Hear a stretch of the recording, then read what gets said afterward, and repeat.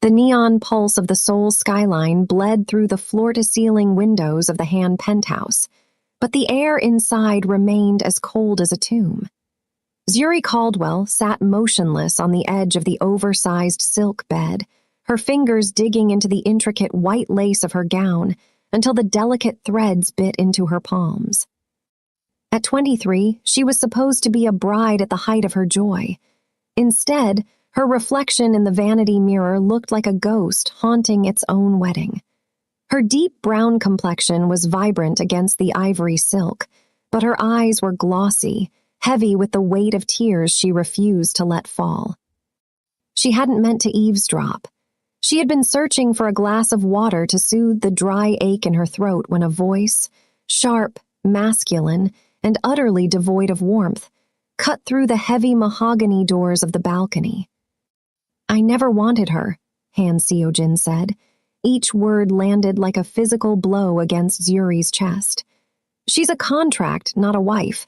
A financial insurance policy I was forced to sign to keep the syndicate's assets untouchable." Zuri froze, her breath hitching as she pressed a trembling hand against the pearl-encrusted bodice of her dress. Through the glass, she could see Seojin's silhouette. He stood upright, radiating a silent, terrifying authority in his black luxury suit. He didn't look like a man who had just taken a lifelong vow. He looked like a businessman who had just closed a tedious deal. "Then why the elaborate ceremony, boss?" his lieutenant asked, his voice low. "Because her father's international influence is the only shield the Han family has left," Seojin replied, his gaze fixed on the city below. "I'll fulfill the obligation of the name. I'll give her the title of Mrs. Han, but my heart, that still belongs to Minhee. I'll be at her apartment by midnight." The rustle of Zuri's lace gown felt like a mockery as the sound of the balcony door sliding shut echoed through the room. A moment later, the distant roar of a sports car engine signaled his departure. Zuri's father had promised her a gilded shield, a marriage that would make her untouchable.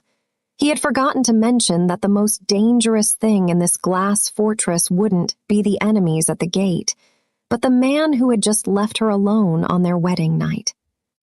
"Hello, family. How are you doing? Before we proceed with the story, I would like to know where you are watching from.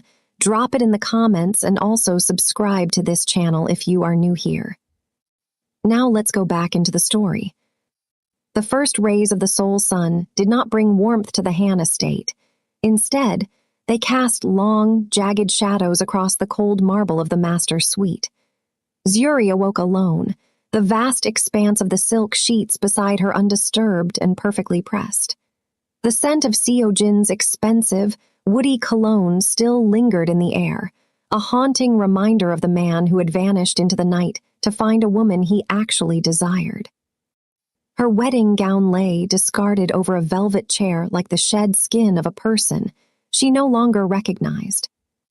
When Zuri finally descended the grand staircase, her deep brown complexion was set in a mask of practiced calm, though her heart felt like a bruised thing behind her ribs. She had traded the lace for a simple, elegant sheath dress, her voluminous natural curls gathered loosely, yet she felt the weight of 1,000 eyes upon her. The estate was a hive of activity, a glass fortress, maintained by a staff that moved with the silent, lethal efficiency of the syndicate they served. As she entered the dining hall, the soft clatter of silverware stopped abruptly. Two maids, busy polishing a silver tea service, ducked their heads, but not before Zuri caught the sharp, pitying glint in their eyes. "She's still here," one whispered in a hushed Korean dialect, unaware that Zuri had spent months studying the language in preparation for this life. "I heard the master's car didn't return until 4 in the morning. He didn't even go to the guest wing. He went straight to the study to change for his meetings." "Why would he stay?" the other replied with a cruel, stifled giggle. "Minhee is the one he calls. This one is just the Caldwell Bank account in address. She'll be lucky if he remembers her name by breakfast." Zuri's posture remained upright, her chin tilted at an angle of quiet defiance, but the words hit her with the sting of 1,000 paper cuts. She sat at the head of a table built for 20, the silence of the room amplified by the ticking of a grand clock that seemed to count down the seconds of her isolation. A butler placed a plate of delicately prepared food before her, his expression a blank slate of professional indifference. He didn't offer a "Congratulations, Mrs. Han." He didn't even meet her gaze. In this house, she was a ghost, a strategic necessity to be maintained but never truly seen. Restless, Zuri spent the afternoon navigating the labyrinthine hallways of her new prison. Every turn revealed more of the Han family's staggering wealth: priceless celadon vases, modern art that cost more than a small country's GDP, and security cameras that followed her every move with unblinking red eyes. She found herself in the estate's massive library, a room that smelled of old parchment and filtered sunlight. It was here that she found the first cracks in the Han family's impenetrable armor. While browsing the shelves, she stumbled upon a hidden alcove containing the syndicate's historical ledgers. Her father had sent her here to be a shield, but he had also raised her to be a master of numbers. As she pulled a heavy volume from the shelf, a photograph fluttered out. It was a younger Seojin, his sharp features less hardened by the world, standing beside a woman with a sharp, predatory beauty, Minhee. They looked like a matched set, two creatures born of blood and shadow. Zuri traced the edge of the photo, a hollow ache building in her chest. She was an outsider in every sense of the word. She didn't share their history, their language of violence, or their cold, granite-carved faces. To Seojin, she was a soft, vibrant intrusion into a world that only valued steel. The sound of heavy footsteps echoing in the hallway made her pulse race. She quickly replaced the photo and stepped out of the alcove just as Seojin appeared in the doorway. He was dressed in a different suit now, charcoal gray, fitted with a lethal precision that emphasized his broad shoulders and commanding aura. His face was a mask of exhausted intensity. He stopped when he saw her, his narrowed, focused eyes scanning her from head to toe. For a fleeting second, his gaze lingered on the natural curve of her hair, and a flicker of something unfamiliar and quickly suppressed passed through his expression.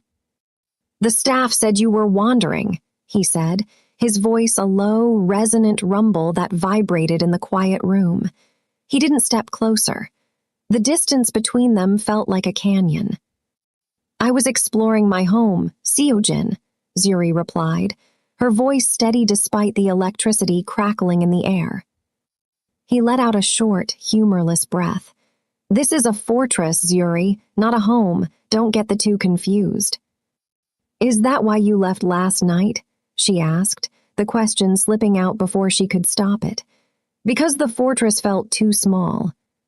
Seojin's jaw tightened, the dragon tattoo on the side of his neck appearing to darken as the muscle moved. "I have obligations that don't concern you. Your father was paid for your presence here. Be content with the safety I provide." "Safety is a cold comfort when it comes with a cage," Zuri shot back, her glossy eyes burning with a sudden, fierce light. Seojin took a single step forward, his presence suddenly dominating the room, radiating a silent authority that made the air feel heavy. He looked at her not as a wife, but as a complicated problem he hadn't yet solved. "You are Mrs. Han. That is your shield. As long as you wear that name, no one can touch you, but do not expect me to play the part of the doting husband. I told you, I never wanted this." He turned on his heel and walked away, his silhouette disappearing into the shadows of the hallway. Zuri stood in the center of the library, the silence returning twofold. She could hear the faint whispers of the maids in the distance, their laughter drifting up from the kitchens. She was the queen of the Han syndicate, surrounded by gold and guarded by iron, yet as she looked out at the darkening soul sky, she had never felt more like a target. She realized then that Seojin was right. She was a financial insurance policy. But as she gripped the edge of a mahogany desk, her eyes narrowed with a newfound resolve. He thought she was a fragile girl to be stored away in a gilded room. He didn't realize that a Caldwell didn't just survive in a fortress, they learned how to run it. The Soul Grand Ballroom was a cathedral of glass and gold, shimmering with the deceptive brilliance of 1,000 crystal chandeliers. It was the night of the Blue Moon Gala, an event where the city's elite gathered to hide their sins behind designer masks and charitable donations. For Zuri, it was her official introduction to society as the wife of Han Seojin, and she had prepared for it like a soldier donning armor. She wore a floor-length gown of midnight navy that draped over her curves like liquid silk, her natural curls pinned back with diamond clips that caught the light with every turn of her head. She stood at the edge of the grand staircase, her heart hammering a frantic rhythm against her ribs. Seojin had sent a car for her but had not shared it. He had cited urgent business and told her to meet him at the venue. As she descended the stairs alone, the whispers began. They were the same whispers she had heard in the hallways of the estate, now amplified by the hollow acoustics of the ballroom. "The Caldwell heiress," a woman in a crimson dress murmured, shielding her mouth with a silk fan. "Look at her. She looks like a queen, but she's standing alone. Where is the dragon?" Zuri kept her gaze level, her chin tilted high. She moved through the crowd with a grace that masked her internal collapse, accepting glasses of champagne she didn't drink and nodding to people who looked through her as if she were made of glass. She was searching for the one person who was supposed to be her shield, but the sea of tuxedos and evening gowns yielded nothing but cold stares. The atmosphere in the room shifted suddenly, the air growing heavy with a collective intake of breath. The grand doors at the far end of the hall swung open, and the crowd parted like a tide. Zuri turned, her breath hitching in her throat. Han Seojin entered the room, radiating a silent, terrifying authority in a charcoal tuxedo that seemed to absorb the light around him. But he wasn't alone. Draped over his arm, her fingers interlaced with his with a possessive familiarity, was Minhee. The mistress wore a gown of daring scarlet, her sharp, predatory beauty on full display. She leaned into Seojin's side, whispering something into his ear that made a ghost of a smile touch his granite-carved features, a smile Zuri had never once received. The insult was calculated and absolute. It was a public execution of Zuri's dignity. Zuri felt the blood drain from her face, leaving her deep brown complexion ashen under the sapphire lights. She was the wife, the woman who carried the Han name, yet she stood in the shadows of a marble pillar while the woman Seojin truly wanted occupied the space at his side. The irony was suffocating. Her father had bought her this marriage to make her untouchable. Yet here she was, being ravaged by the silent judgment of an entire city. She watched as Seojin led Minhee toward the head table, ignoring the gasps and the frantic snapping of socialite cameras. He didn't look for Zuri. He didn't scan the room to ensure his wife was safe. He walked as if she didn't exist, as if the contract they had signed was written in disappearing ink. Minhee's eyes found Zuri across the distance. The mistress didn't look away. Instead, she offered a slow, triumphant smirk and raised her glass in a mocking toast. It was a declaration of war, played out on a stage of silk and diamonds. "Mrs. Han." Zuri started, turning to find a young waiter holding a tray. He looked at her with a flicker of genuine pity, the only honest emotion she had encountered all night. "Would you like to be seated? Your chair is," at the main table. Zuri looked at the table where Seojin and Minhee sat, surrounded by the syndicate's highest-ranking lieutenants. To sit there would be to invite a slow death by 1,000 stares. To stay in the shadows was to admit defeat. She took a steadying breath, the soft presence Seojin so despised hardening into something forged in fire. She didn't head for the table. Instead, she walked toward the balcony, the cool night air of Seoul calling to her. She needed the dark. She needed to remind herself that she was a Caldwell, and Caldwells didn't crumble under the weight of a husband's cruelty. As she stepped onto the terrace, the muffled music of the ballroom fading behind her, she realized that Seojin had succeeded in his goal. He had shown the world that she was nothing to him. But as she gripped the stone railing, looking out over the sprawling, neon-lit empire she was now tethered to, Zuri realized something he hadn't.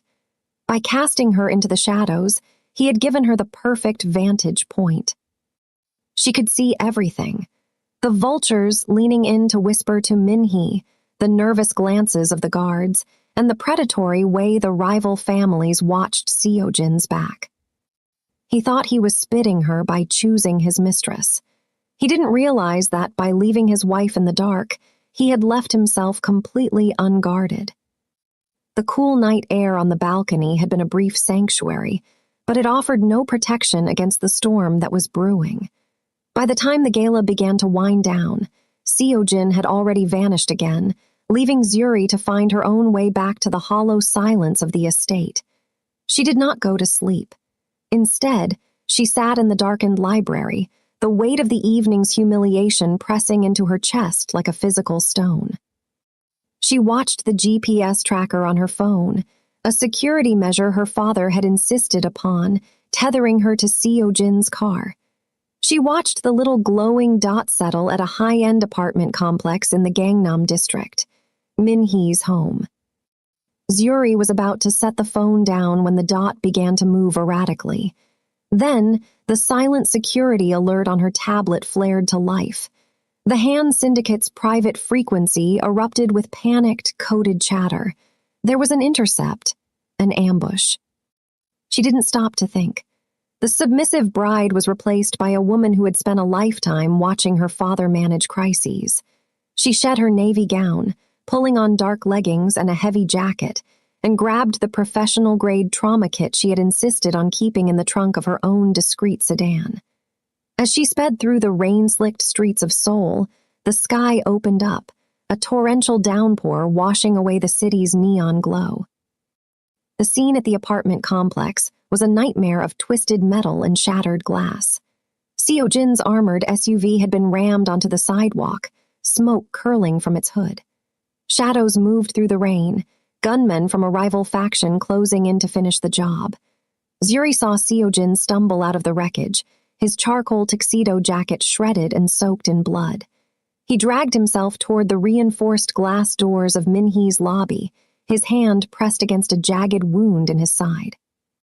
Inside the lobby, behind the safety of the bulletproof glass, Zuri saw a flash of scarlet silk.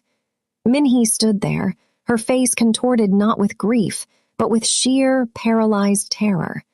As Seojin reached for the door, his bloody palms smearing against the glass, Minhee didn't reach out to help. She didn't trigger the manual override. Instead, her eyes met Seojin's for one horrific second before she turned the heavy deadbolt and backed away into the shadows of the elevator, leaving him to the wolves. A surge of protective fury Zuri didn't know she possessed eclipsed her fear.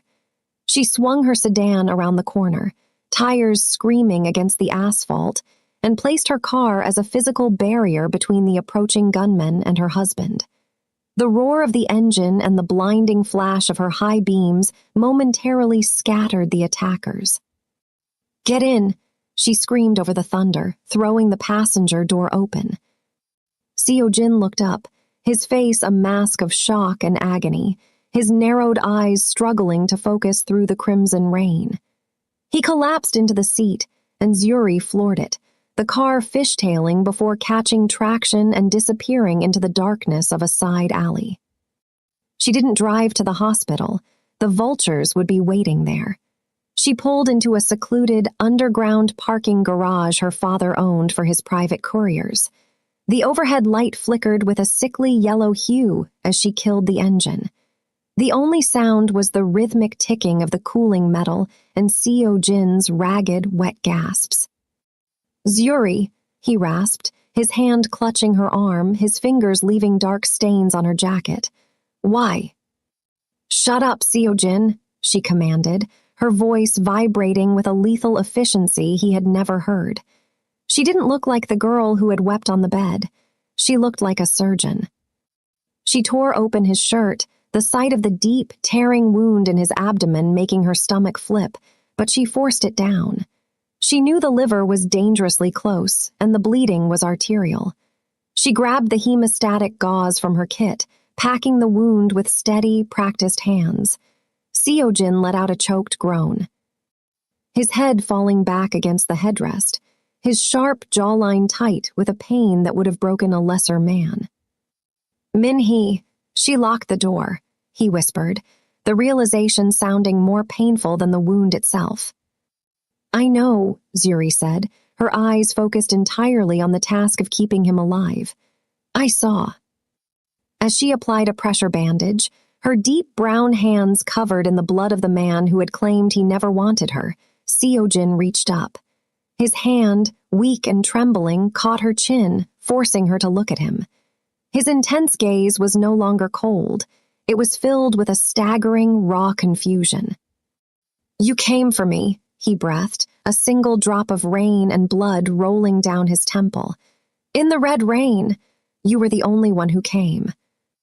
I'm your wife, Seojin, she replied, her voice softening just enough to betray the ache in her heart. In my world, that means something even if it doesn't in yours. She finished the dressing and checked his pulse. It was thready but holding. She looked at the blood-stained interior of her car, then at the man who had spent their entire marriage trying to make her feel invisible. For the first time, the dragon looked small. For the first time, he was the one who was vulnerable. Zuri put the car back in gear. The financial insurance policy had just paid out in a way Seojin never expected. She wasn't just his wife anymore. She was his lifeline. And as she drove him toward a safe house known only to her, she knew the war for the Han Syndicate had truly begun. But this time, she wouldn't be standing in the shadows. The safe house was a sterile, high-tech sanctuary hidden beneath the architectural sprawl of Seoul.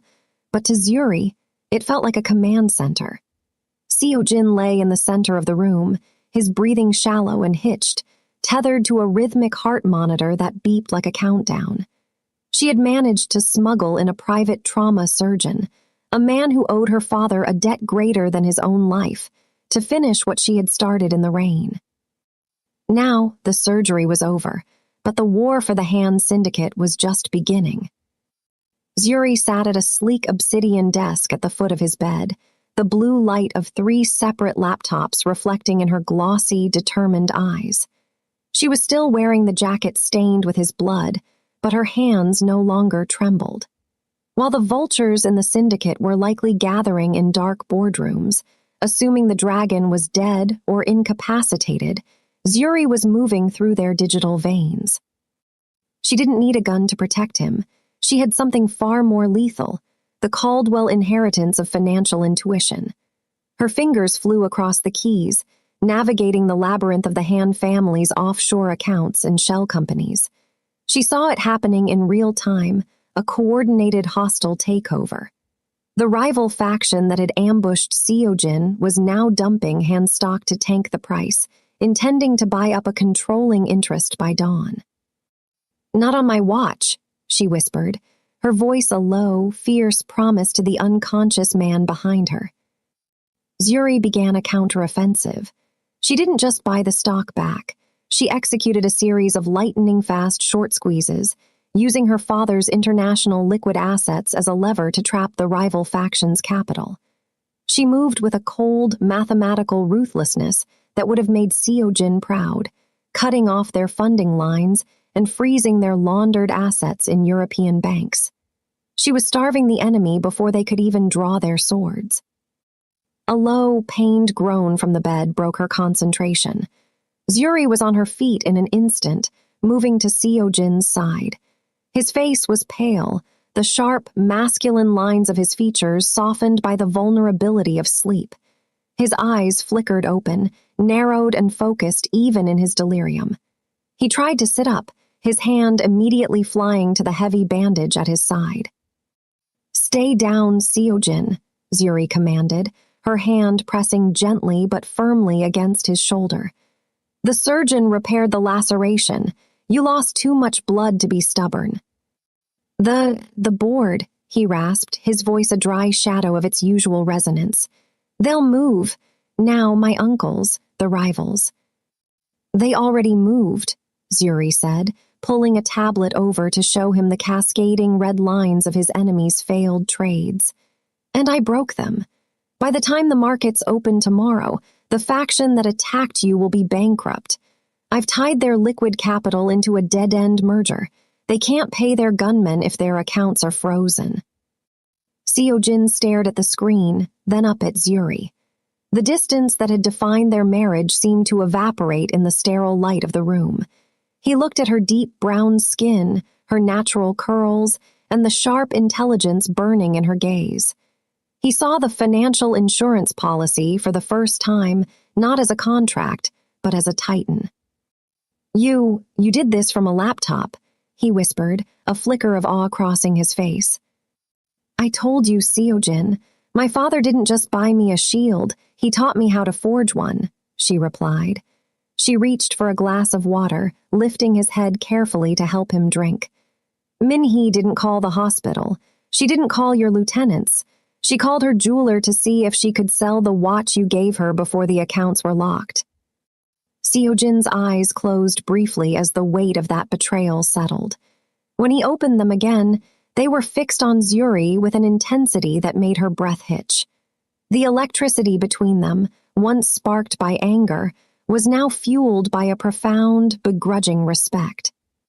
"I spent my life surrounded by people who swore they'd die for me," Seojin said, his voice stronger now, though still strained. "But when the red rain came, they all ran, except for the woman I treated like a stranger."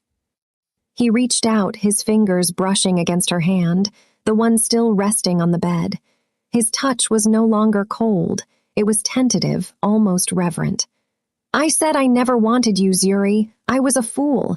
I didn't know that salvation would look like you." Zuri didn't pull away. She looked at the man who had been her tormentor and was now her charge.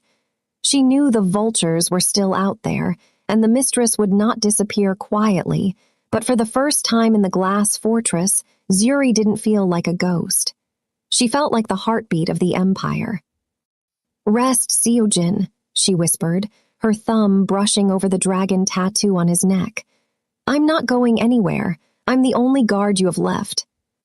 The transition from the safe house back to the Han estate was a silent, tactical operation, but the atmosphere within the glass walls had shifted irrevocably. When Seojin finally awoke in the familiar surroundings of his own master's suite, the sterile scent of the safe house had been replaced by the subtle, comforting aroma of sandalwood and Zuri's vanilla-scented hair oil. He blinked against the morning light, his sharp features tightening as he tested the bandages at his side. The pain was a dull roar now, manageable, but the weight in the room was different. Zuri was not hovering over him with the frantic energy of a frightened wife.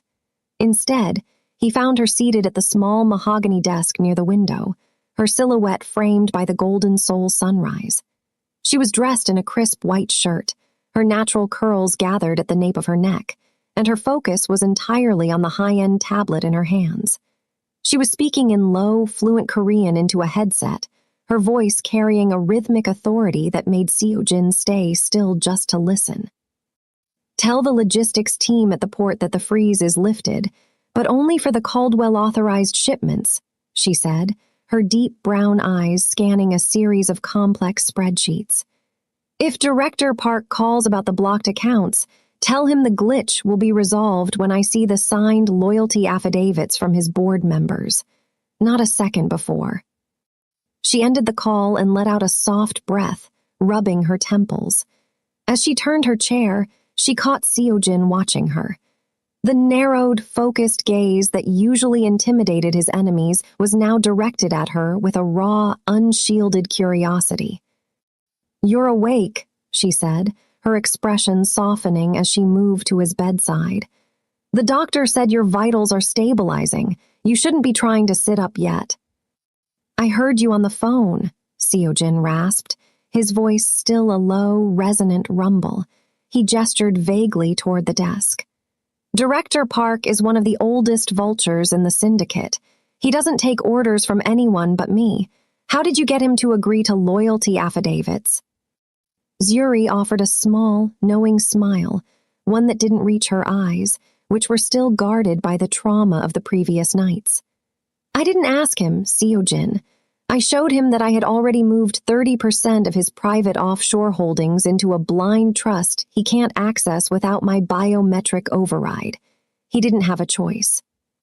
He realized that while you were bleeding, I was the one holding the keys to his retirement. Seojin let out a short, dry chuckle that ended in a wince. You didn't just save my life, Zuri. You took my throne. I kept it warm for you, she replied, her hand hovering over his for a second before she pulled back, as if remembering the distance he had demanded. I did what was necessary to ensure that when you stood up, you still had an empire to lead. The room fell into a heavy silence. Seojin looked at the ceiling, the dragon tattoo on his neck pulsing with the slow beat of his heart. Where is Minhee? Zuri took a steadying breath. She had been dreading this moment, but she knew the truth was the only thing that would finish the ghost bride she had been forced to be. She's at the Gangnam apartment. My security team intercepted her calls that night, Seojin. After she locked that lobby door, she didn't call the police. She didn't call the syndicate's medics. Zuri tapped the screen of her tablet and slid it toward him. She called a luxury jeweler to inquire about the resale value of the Patek Philippe you gave her last month. Then she called a private travel agency to check the status of her visa for Switzerland.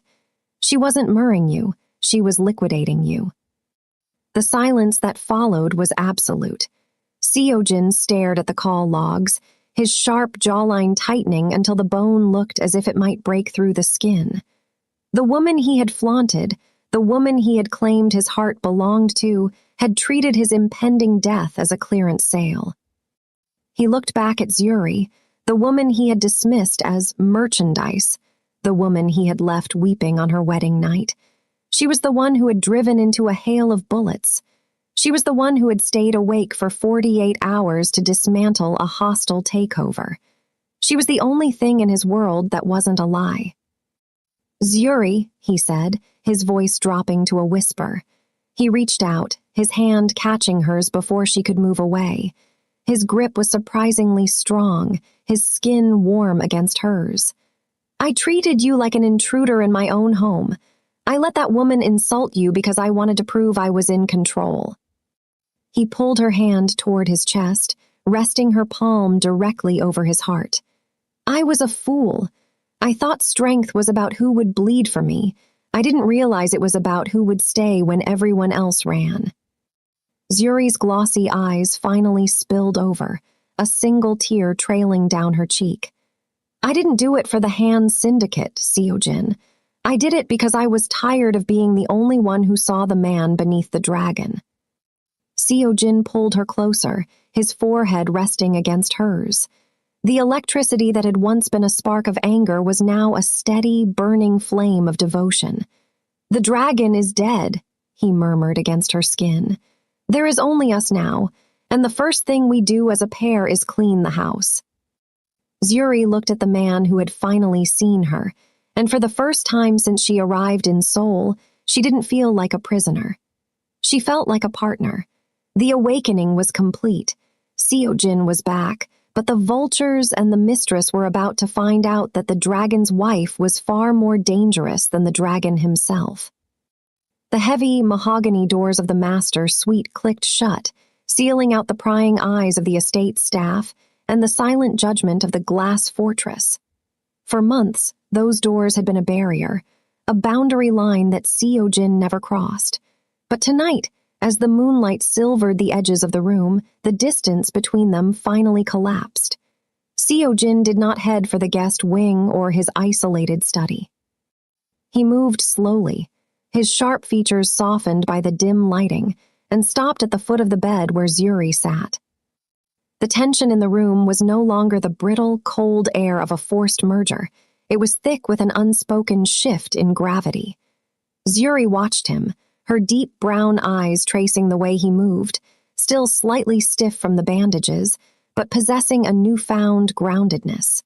He wasn't the dragon tonight. He was a man coming home to the only person who hadn't abandoned him in the red rain. "The guest wing is being renovated," Seojin said, his voice a low, resonant rumble that vibrated through the quiet space.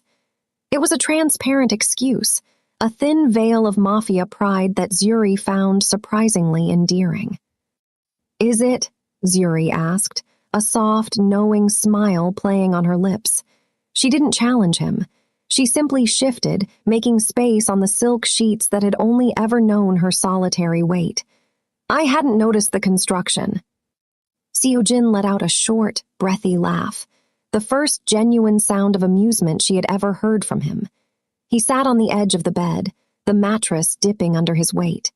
For a long moment, he just looked at her, his narrowed, focused eyes scanning her face as if he were memorizing a map.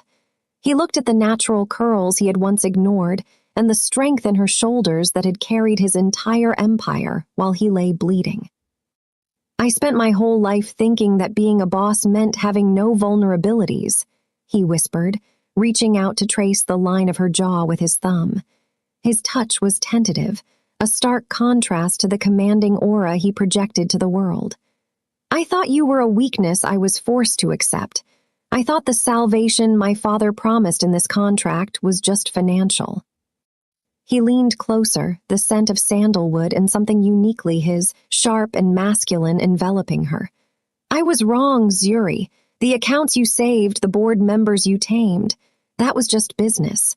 But when I was in that lobby, watching the woman I thought I loved turn the lock on me, and then I saw your car screeching around that corner, that was something else." Zuri reached up, her hand resting over his on her cheek. "I didn't do it to prove you wrong, Seojin. I did it because I knew that if I didn't, the best part of you would die in that rain, and I wasn't ready to let go of the man I hadn't even met yet." Seojin didn't reply with words. He laid back against the pillows, pulling Zuri into the curve of his arm. It was a possessive, protective gesture, but there was a vulnerability in it that broke her heart. For the first time, he wasn't sleeping like a soldier on high alert. He was resting. His head settled near her shoulder, and she could feel the steady, rhythmic beat of his heart, a heart that beat only because she had refused to let it stop. As the hours passed, and the city of Seoul hummed in the distance, Seojin watched the rise and fall of Zuri's chest. He thought about the vultures still circling and the betrayal of Minhee that he still had to settle, but for the first time, the darkness didn't feel overwhelming. He looked at the woman beside him and realized that the financial insurance policy had been a lie told by men who didn't understand true power. Zuri was his salvation, not because of her father's bank accounts, but because she was the only one who saw the man beneath the dragon tattoo and chose to stay. She was the anchor in his storm, the light in his glass prison. As he finally drifted into a deep, restorative sleep, the great shift was complete. The master of the Han Syndicate was no longer alone. He had a partner, and the world was about to find out exactly what happens when the dragon finally finds something worth fighting for. The sanctuary of the master suite felt like a distant memory the moment Zuri stepped into the high-ceilinged atrium of the Han estate the following afternoon. The great shift had unified her and Seojin behind closed doors, but in the public eyes of the syndicate, the air was thick with the scent of an impending kill. Minhee had appeared at the gates an hour earlier, not with the bowed head of a discarded mistress, but with the frantic, clawing energy of a woman watching her life's ambition dissolve. Zuri watched from the upper mezzanine as Minhee marched toward the dining hall, clutching a designer handbag as if it were a weapon. Zuri didn't descend immediately. Instead, she adjusted the small, wireless earpiece connected to the estate's upgraded security grid, the one she had recalibrated while Seojin slept. She wasn't the soft presence anymore. She was the architect of the fortress. "She's in the tea room," a voice crackled in Zuri's ear, one of the young guards who had shifted his loyalty to the lady of the house after the night of the red rain. She asked the kitchen staff for the master's herbal blend. She says she wants to make a peace offering for his recovery. Zuri's deep brown eyes narrowed. She knew Minhee's type. A woman who had spent years in the shadow of a dragon didn't offer peace unless it was laced with a sting. Zuri moved silently through the service corridors, arriving at the darkened pantry that overlooked the tea room through a decorative lattice. Through the woodwork, Zuri watched Minhee. The mistress's sharp, predatory beauty was frayed, her eyes darting toward the door as she pulled a small amber vial from her silk lining. With trembling fingers, Minhee uncapped it and let 3 colorless drops fall into the delicate celadon cup intended for Seojin. It wasn't a lethal dose. Minhee wasn't brave enough for murder, but it was a potent sedative that would make Seojin appear to be relapsing, a weakness she could blame on Zuri's incompetent care. But Minhee wasn't finished. She reached into her bag and pulled out a heavy platinum and jade heirloom, the Han family seal that Seojin kept in his private safe. She tucked it deep into the cushions of the settee where Zuri usually sat to read. Theft and sabotage, Zuri whispered to herself, a cold, humorless smile touching her lips. How predictable. Zuri stepped out from the shadows just as Minhee was smoothing her dress, a mask of false innocence settling over her face. It's a bit late for tea, don't you think, Minhee? Minhee jumped, her hand flying to her throat. You startled me. I was just preparing something for Seojin. He's been so unwell under your supervision. Zuri walked toward the table, her movements fluid and unafraid. She looked at the steaming cup, then at the mistress. Seojin is resting, and he won't be seeing you, not today and not ever again. You think because you played nurse for one night that you own him, Minhee hissed, her voice dropping to a jagged edge. He'll realize soon enough that you're a thief. I wonder how the syndicate will feel when they find the family seal in your possession. They don't take kindly to outsiders stealing their history. You mean the seal you just tucked into the velvet cushions? Zuri asked, her voice calm and terrifyingly steady. She reached into her own pocket and pulled out a small remote, clicking a button. The wall-mounted television in the room flickered to life, showing a high-definition playback of the last 5 minutes. Minhee watched in frozen horror as her own image, clear and undeniable, poisoned the tea and planted the heirloom. I told you once this is a fortress, Zuri said, stepping into Minhee's personal space. And I run the security. I've already sent this footage to Seojin's tablet and to the board of directors. They don't like vultures who try to weaken the boss during a recovery. The sound of heavy, rhythmic footsteps echoed in the hallway. The doors swung open, and Seojin entered. He was pale, leaning slightly on a cane, but his aura was a suffocating weight of silent authority. He didn't look at the tea. He didn't look at the seal. He looked only at Minhee, his narrowed eyes reflecting a coldness that made the mistress crumble to her knees. Seojin, please. She's framing me, she. Get out, Seojin interrupted, his voice a low, resonant rumble that shook the room.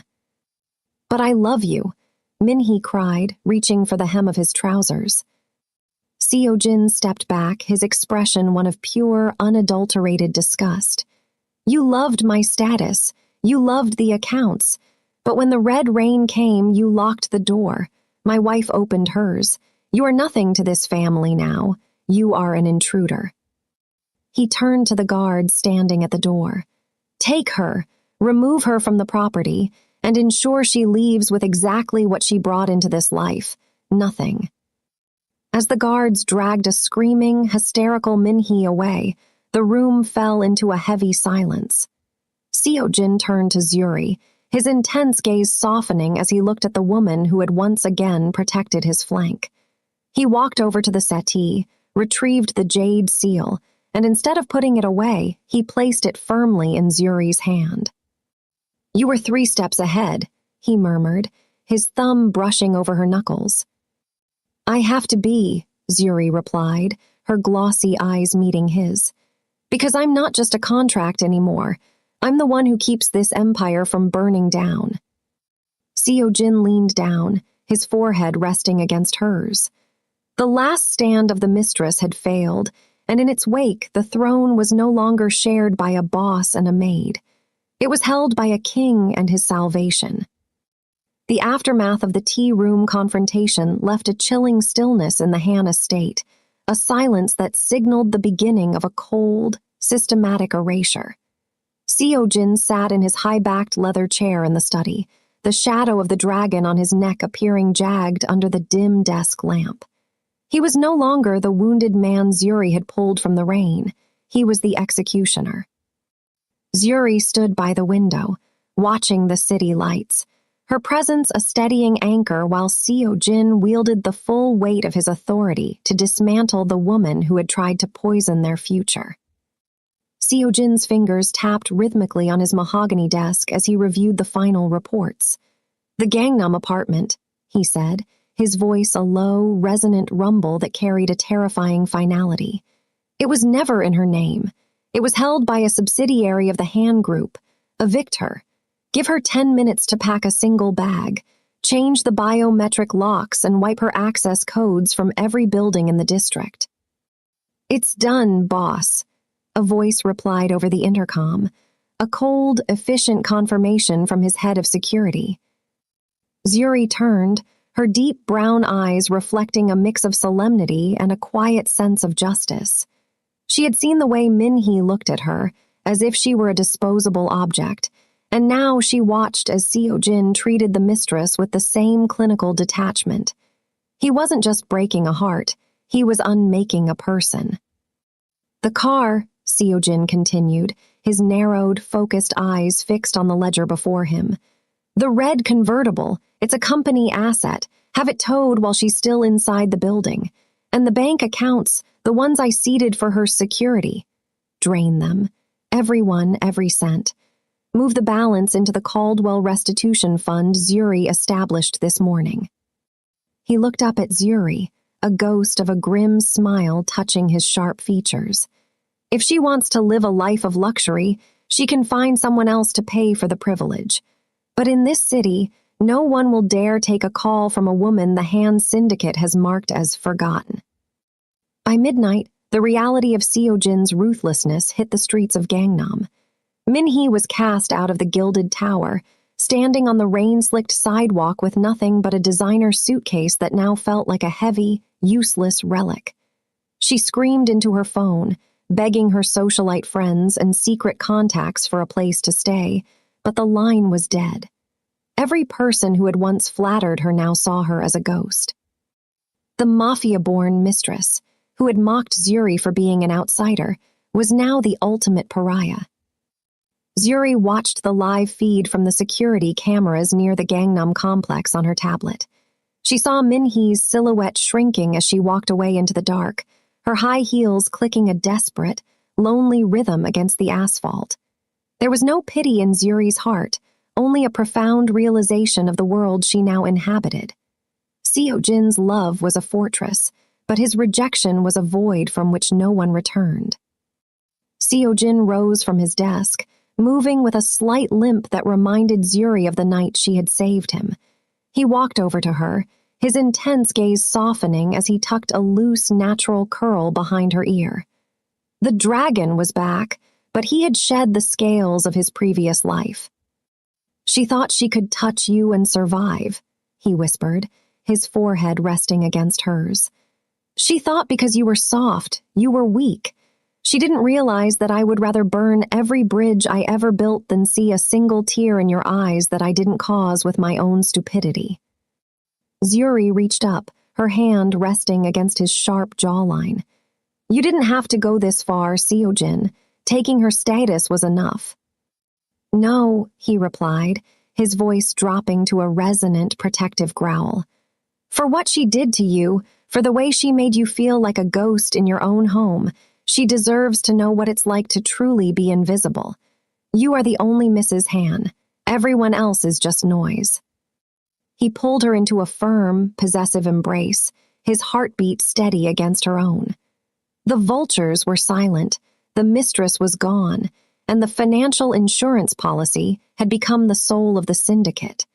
As they stood together in the darkened study, Zuri realized that the man who had once said he never wanted her was now a man who couldn't breathe without her.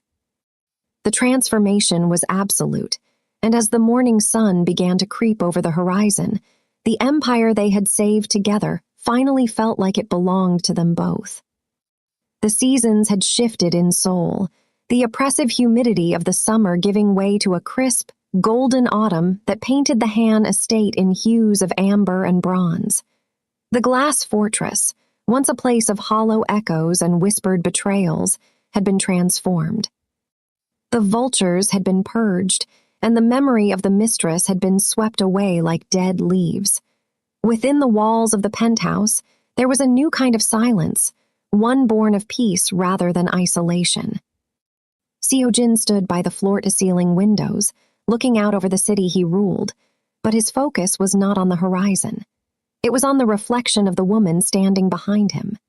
Zuri was dressed in a suit of ivory silk, her posture regal, her deep brown eyes reflecting a wisdom that had been forged in the fires of the last few months. She was no longer just his wife. She was his strategist, his savior, and the only person in the world who truly knew the man beneath the shadow of the dragon. He turned slowly, the charcoal fabric of his suit catching the evening light. He moved without the limp of the previous weeks, his strength fully restored, yet as he looked at Zuri, the intense, dominating presence he projected to the world seemed to melt away. He walked toward her, the space between them closing with a magnetic pull. Without a word, the most powerful man in the Korean underworld did something that would have shocked the syndicates from Seoul to Busan. Han Seo-jin dropped to one knee before Zuri, his head bowed, his hands reaching out to gently take hers. "Seo-jin," Zuri whispered, her breath hitching as she looked down at the man who had once refused to even meet her gaze. "I told you on our wedding night that I never wanted you," Seo-jin began, his voice a low, resonant rumble that vibrated with a raw, unshielded honesty. "I told the world you were a contract. I treated the woman who was meant to be my life's partner like a business transaction. I was a coward, Zuri. I was afraid of the very salvation my father promised me because I didn't think I deserved a heart as clean as yours." He looked up at her then, his sharp features softened by a reverence that brought fresh gloss to Zuri's eyes. "I sat on a throne for years, thinking I was a king, but I was just a man waiting to die in the rain. You didn't just save my life that night, you saved my soul. You showed me that power isn't about who fears you, but about who stands beside you when the world turns dark." He pressed a lingering, tender kiss to the back of her hand, his thumb brushing over the gold band that had once felt like a shackle, but now felt like a promise. "I am sorry, Zuri, for the ghost I made you feel like, for the tears you shed in this room. If I have to spend the rest of my life kneeling to earn the right to stand beside you, I will do it gladly." Zuri felt the last of the old heartaches dissolve, replaced by a warmth that filled the cavernous room. She didn't pull him up immediately. She allowed herself to feel the weight of his apology, the absolute sincerity of his surrender. Then she reached down, her fingers interlacing with his, and pulled him to his feet. "We don't need to look back, Seo-jin," she said, her voice steady and filled with a quiet power. "The girl who wept on the edge of this bed is gone, and the man who left her here is gone, too. We've built something better on the ruins of their mistakes." Seo-jin pulled her into his arms, his forehead resting against hers. "A new empire," he murmured, his hands possessive yet gentle on her waist. "A true partnership," she corrected, smiling as she felt his heart beating in sync with hers. An hour later, they stepped out onto the balcony of the Grand Hall, where the entire leadership of the Han Syndicate was gathered for the autumn summit. The air was electric, the lieutenants and elders standing in hushed expectation. In the past, Seo-jin would have walked 10 paces ahead of her, a king and his decoration. Tonight, They walked side by side. Seo-jin didn't need to speak to announce the change. The way he held her hand, the way he deferred to her when the financial reports were presented, and the way his eyes never left her spoke volumes. When he finally addressed the room, his voice didn't just carry authority, it carried a warning. "This is Zuri Han," he said, his gaze sweeping over the crowd, silencing every remaining doubt. "She is the heartbeat of this family. She is the mind that saved your assets and the hand that saved my life. To respect me is to respect her. To serve the Han name is to serve her. We are one." The applause that followed was not just out of fear, but out of a newfound awe for the couple that had redefined the syndicate's power. As Zuri looked out over the city, she realized her father had been right. She was untouchable. But it wasn't because of a contract or a blood debt. It was because she had found a man who would burn the world to keep her safe, and she had found the strength within herself to lead him through the fire. The glass fortress was no longer a prison. It was the foundation of a new legacy. And as the moon rose over Seoul, the Korean Mafia boss and his Black Queen stood together, undisputed and unbreakable, at the dawn of their new empire.